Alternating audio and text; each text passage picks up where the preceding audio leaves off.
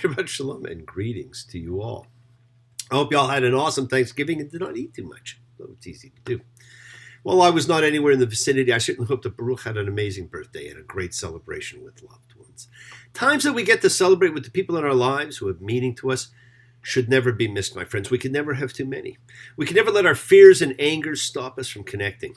Now, did you all remember to call or email someone and thank them for being in your life? I hope so. I did.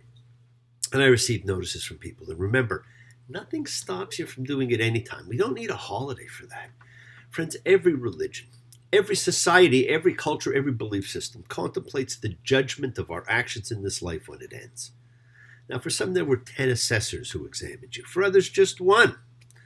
Now, the oldest recorded account is 4,500 years old, and it spoke of 42 assessors, each asking an important question on death, with the last question being, is there someone on earth who is glad you have lived?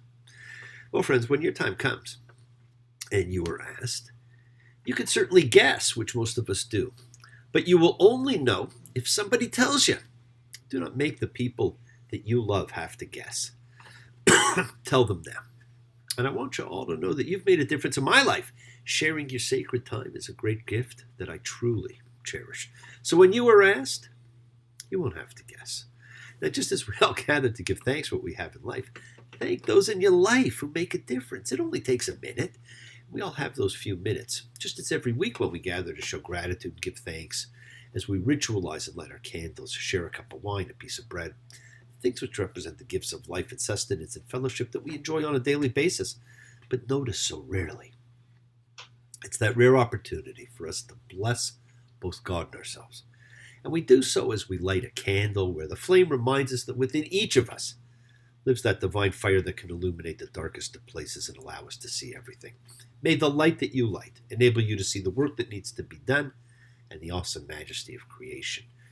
Then you raise your cup and you're thankful for the partnership that we have with creation. May the fruits of the earth nourish each of you and sustain you throughout your journey. And take that bread of the earth, the bread of life, and in tasting it, know that you share the grain of truth with people the world over. Those three little offerings, my friends, of thanks and appreciation are all it takes to bless yourself, God, and to regenerate your spirit, and to help bring connection to all of us everywhere. You see, my friends, it is not we alone. We're connected. All things pour forth their souls, the heavens, the earth, every creature, every living thing, every grain of sand, we're all connected. We all have a relationship with God or whatever you happen to believe in. We all believe in something. So learn to be loving and forgiving and peaceful and accepting. Let us all make peace right now. And come celebrate, my friends, as we gather and come together as a community, a like-minded, like-souled unification of spirit.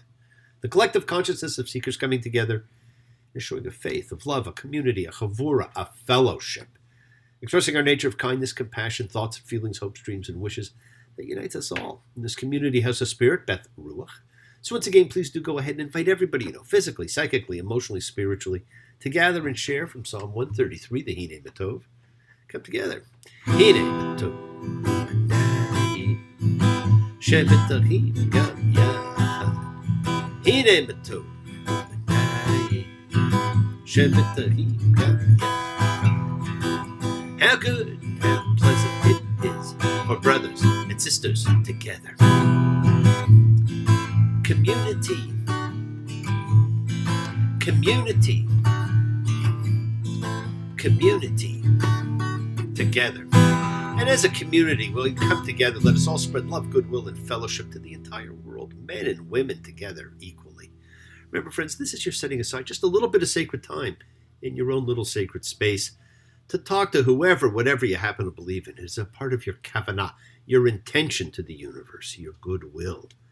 Let's send some of that goodwill out now. Let's invoke healing and renewal for everybody you know and for the souls and spirits of everybody you can think of. So think of whoever that needs healing and renewal and love, or maybe even just a little bit of goodwill. Focus on them, call their name. It's not just for people. It's for our pets. It's for the earth. It is for the healing of the earth. The tikkun olam, that's part of our spiritual genetic makeup. Continue to think of and pray for those in need of health and renewal. For Bob, for Ben, for Sherry and Fern, for Mirko, for Amy, Esther, especially for Melissa, who works so hard to overcome her fears. Friends, it is the kindness, healing wishes, goodwill, and love we all send out that circles the world, finding those in need. So thank you, each of you, for all you do, for all you care, because the world is a world of spirit, and spirit never dies. Mi Sheberach Avoteinu Makor HaBracha Limotenu. May the source of strength, who bless the ones before us, help us find the courage, make our lives a blessing, the renewal of body, the renewal of spirit. And let us say, Amen. Amen. Mi Sheberach. Let us all have our spirits renewed the world over. This is the great prayer for healing, which we call upon God to heal as he has healed before. Mi Sheberach, may he who blessed. Healing comes from blessings, my friends. So let us all send and receive healing and renewal energy in our efforts to love, to share, to care, to grow, to unite together, all of us. And remember, in a few weeks will be our Festival of Lights and annual candle lighting ceremony. So please continue to send in any names for any loved ones, people and pets. Call or email. We will be lighting a candle to remember and help elevate their souls. And thank you, Barbara. Every name on your list, pardon me, human, fur, and feathered, will be honored, named with a candle lit, and prayed for as their souls are elevated and honored. Thank you. And remember, friends, this will take place on December the 6th. We'll hold our memorial and light candles for the week of Hanukkah, a week when we bring light back into the world in increasing amounts. Then on the 21st of the month, we'll do a special change in season celebration again, and we will celebrate the twin festivals of light, which normally are closer, but this year they're several weeks apart. Now, I'm sure you've all noticed that many of the world's belief systems are similar. Judaism is strongly based on obedience to God's commandments, primarily the 10, the Decalogue, which gives great insight in how to live life. But for many people, it's the full 613. But if that's too many and the 10 is too hard, then at least the one, love. It superseded all the others. And we were told to live ethically also, my friends. See, it was a religion that tied laws and ritual together in its code, but it did so by bringing morals and ethics into the legal code, which has never been seen before or since. Now, with the same tenets, but adding a slight twist, for many the great lesson of Christianity is in forgiveness, with Jesus playing the central role. That idea was in the Torah and quickly negated. See, the greatest lesson in forgiveness, I think, for man, will be demonstrated by Esau this week. It is always celebrated, for one of the holiest days of the year, Yom Kippur. It's based upon forgiveness. This week we read Vayishlach, and he sent. And I mentioned a few weeks ago how hard we have worked to make Esau a sinner and Jacob a saint. Well, unfortunately, the demonstration of sainthood is all Esau, and Jacob, well, his entire life has been ruled by fear and by anger. And that continues this week. He deceived his brother, his father, his uncle. It is he who he is, and he's about to deceive his brother again. Sometimes people just can't change their nature. I know he's deceived me, now here's a surprise. I know you have, 'cause there's magic in my eyes. I can see for miles and miles. I can see for miles and miles. I can see for miles and miles and miles and miles and miles. Oh yeah. You see, his motivation is from fear. We see all the terrible things that it does in his life, in his children's lives, in our lives, my friends. Fear was who he was. And even when he received his new name, which we're going to see this week, it also spoke of who he was. See, the play on the name Jacob, which meant wrestler, wrestles with the unknown divine being. We see that too. He gets a new name, which reflects who he is. He wrestles with God, which is what Israel means. He was not a believer. He was not a man of faith. He was a bargainer, a deceiver, a fighter, a schemer. And he stayed that way the rest of his life. When last we saw him, he's returning home, and he starts thinking and worrying and projecting. In Genesis 32:7. And Jacob was greatly afraid, and he was distressed. Well, he's worried. He's afraid of what will happen when he sees his brother again after these 20 years. So he splits his camp in two, so that if Esau attacks him, which he expects, Esau's only going to get half of his loot.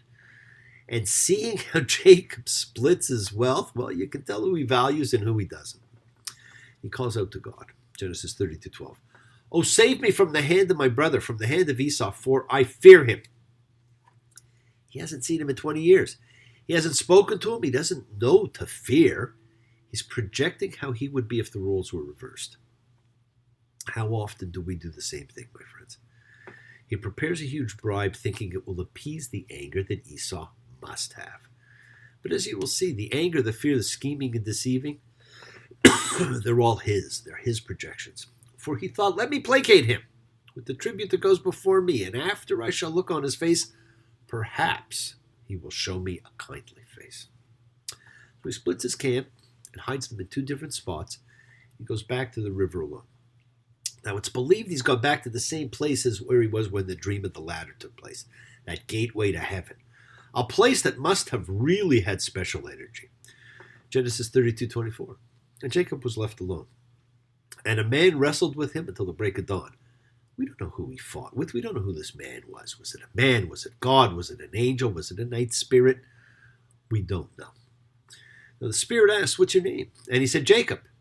And he said, not Jacob shall your name hence be said, but Israel. For you have striven with God and men and won out. Israel. See, it's not just a place. It's a state of being. Someone who has wrestled with God is what it means. And who among us has not? We all have fought with God. Jacob is now actually his own twin, not just with his brother Esau, but with himself as Israel. And he's unique in that even though his name is changed, he goes by both throughout the rest of the Torah. Israel does not replace Jacob. Sometimes he's Jacob, sometimes he's Israel. And when he is each, it's also quite interesting. So has he fought with anyone or just himself? Is this the dark night of the soul that we all face?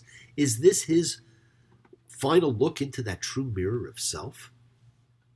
Well, a great meeting does take place. Genesis 33:4. And Esau ran to meet him and embraced him and fell upon his neck, kissed him, and they wept.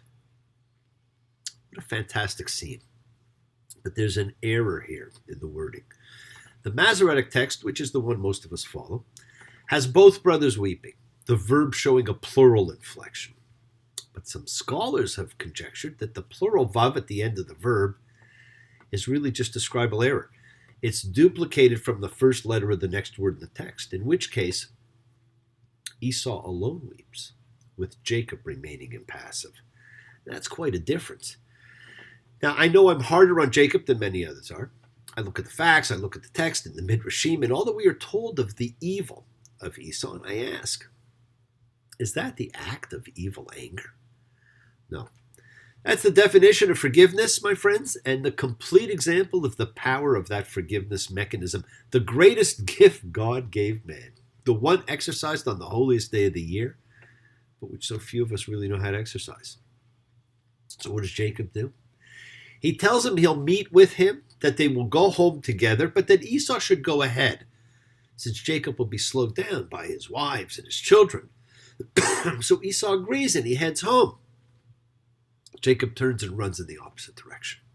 He has deceived his brother again, but more importantly, he has deceived himself. The fear was projected, not real. Poor Esau, trying to be with his family and deceived again. We'll be fighting in the streets with our children at our feet, and the morals that they worship will be gone,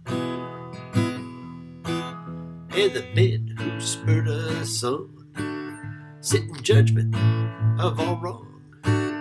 They decide, and the shotgun sings this song.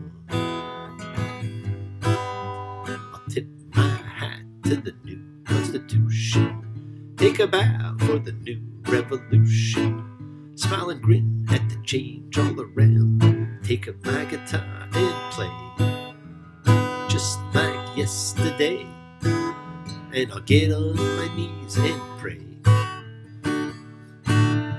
we don't get fooled again. Don't get fooled, my friends. Trust yourself to make the judgments that you know are right for you. So Jacob and his family settle, and then Genesis 34:1 comes out of the blue, and Dinah, Leah's daughter, whom she had borne to Jacob, went out to go see among the daughters of the land.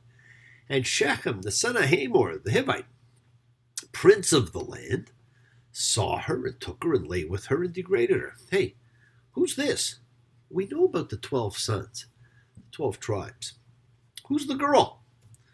This episode is known as the rape of Dinah. You see, it's commonly treated as a story of rape, but the nature of the act is not in fact clear from the wording. The three key terms here, took, lay, degraded, appear to suggest force.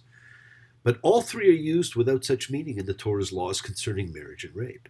To take a woman is used to mean marriage, and to lie with and to degrade are both used in a case that is specifically ruled not to be rape. So is this then changing a story to suit a narrative as with Esau? We do not know. Jacob has settled in Shechem, which also happens to be the name of the rapist. So this young fellow, this prince of the land, sees Dinah and he was smitten. Genesis 34:3. And he loved the young woman, and he spoke to the young woman's heart. And Shechem said to Hamor, his father, saying, take me this girl as a wife. He loves her. He wants to marry her. This is not your average rapist. I thought love was more or less a given thing. Seems the more I gave, the less I got. What's the use in trying? All you get is pain. When I needed sunshine, I got rain. Then I saw her face. Now I'm a believer. Not a trace of doubt in my mind. I'm in love. Ooh, I'm a believer. I couldn't leave her if I tried. Okay, he wants to marry Jacob's daughter. Now, that doesn't seem so bad. And a few of Jacob's sons were not happy about it. In fact, they were rather incensed. He had done a scurrilous thing in Israel by laying with Jacob's daughter, such as ought not to be done. Now, we think the scurrilous thing is simply the sex, but it's not. It's more than that. And they tell him what it is. He tells them he'll pay any price for her. That's how much he wants her. Genesis 34:12. Let me find favor in your eyes, he says to them. And whatever you say to me, I will give. Name me however much bride price and clan gift, and I'll give you what you say to me, and give me the young woman as wife. And the sons of Jacob answered Shechem and Hamor his father deceitfully. And they spoke as they did because he had defiled Dinah their sister. And they said to him, we cannot do this thing to give our sister to a man who has a foreskin, as that is a disgrace for us. Only in this way may we agree to you. If you will be like us, every male to be circumcised, then we can give our daughters to you, and your daughters we can take for ourselves, and we can settle among you and become one folk. Wow. They answered deceitfully, so the apple does not fall far from the tree. Shechem will give anything, and they've set the price, all men to be circumcised. And the two tribes can then settle together as one. Now that sounds great. So all the men go ahead and get circumcised. And while they're recovering, Genesis 34:25. And it happened on the third day while they were herding that Jacob's two sons, Simeon and Levi, Dinah's brothers, took each his sword and came upon the city unopposed, and they killed every male. And Hamor and Shechem, his son, they killed by the edge of the sword. They took Dinah from the house of Shechem and went out. Jacob's sons came upon the slain and looted the town. They took everything, including the wives and children. And Jacob says, you have stirred up trouble for me, making me stink among the land's inhabitants. He asks nothing about his daughter. His fear makes him think only of himself. When we live in fear, my friends, it rules us. It dominates everything in our lives. It is insidious. This moment becomes the turning point in the story of Jacob, and we see the sons for who they are. And next week, we meet his sons more, and we begin the longest section of the Torah about any one individual, Joseph, the dream master. Yes, the world is sacred. So is everything in it. Express your gratitude. Light a candle. Make a wish. Celebrate your life and the lives of those you love. Share your feelings with them. Live free, be free, honor your freedom. Be well, be happy, and be blessed, my friends. Share and honor the light and all who live in the light. Continue to shine. Continue to send everybody you know goodwill and love. Pray for peace and freedom for everyone. And end to terror and hatred. Remember, friends, we are a community. We learn together, we celebrate each other, we love each other, we share this ride together, men and women equally. So let's send out love, not fear, send out peace, harmony, goodwill, and healing to all who need it. And please do learn to forgive and learn to love, including yourself. Open your hearts and honor the relationships of your life. Tell those you love that you love them. Take advantage of the time you have. Enjoy the journey. Take the twists and turns and the patterns that weave through the fabric of our lives in our efforts to grow, to learn, to be, to love. So please do love. God bless you all.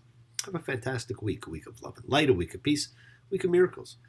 Examine your intentions and use them to imprint your will on the universe, because we set in motion all that happens in our lives. Our intention, our kavanah, our cause, our effect, everything's linked. As I've said, you always have time to forgive and to be forgiven. You have the knowledge of what is good and bad, so acknowledge what you have done wrong to yourself, to God, and to any person you have wronged, and then ask forgiveness. Do so with sincerity, accountability, and vulnerability. Forgive those who've hurt you as you learn to be a forgiving and compassionate person, because the secret of forgiveness, of compassion and peace is in acceptance. Can you accept yourself, other people, the world, just as they are on any given day? Can you accept life just as it is without trying to control it? If you do, you can experience the peace that acceptance brings. So do not stop your journey. Do not stop moving towards your promised land, your home. Keep on dreaming, keep on being, keep sharing, keep shining, keep teaching, keep spreading joy and goodwill. Do not follow fear, follow love. It's always in front of you. And remember to have faith, an unwavering adherence to principle, just as I have faith in the principle of love in all of you. Now, act with purity of heart and mind, despise none, defraud none, hate none, cherish all. Honor every child of God, every creature of the earth. May all people know peace in the year. May you nurture kindness and love everywhere you go and work to be present in the body. Expand your heart, quiet your mind. Because, my friends, the deepest source of real power lies in consciousness and the ability to be mindful, to be aware, to be present in all of life's circumstances. Make the most of your time in life. Continue to touch and transform the lives around you, because you're never alone.